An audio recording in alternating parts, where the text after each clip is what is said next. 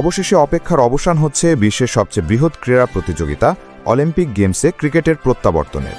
Loss অ্যাঞ্জেলসে হতে যাওয়া 2028 Olympic গেমসে অন্তর্ভুক্ত হয়েছে ক্রিকেট।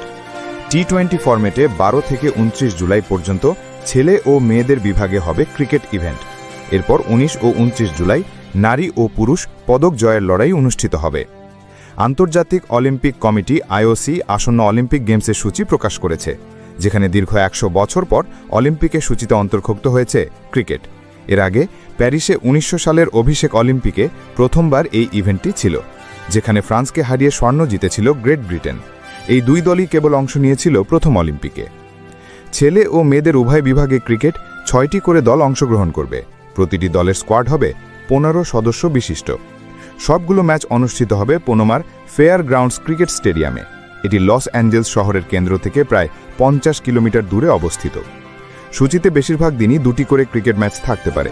স্থানীয় সময় সকাল 9টা এবং সন্ধ্যা 6:30টায় হবে সেসব ম্যাচ। অলিম্পিকে ক্রিকেট ফিরেছে 1 শতাব্দীরও বেশি সময় পর।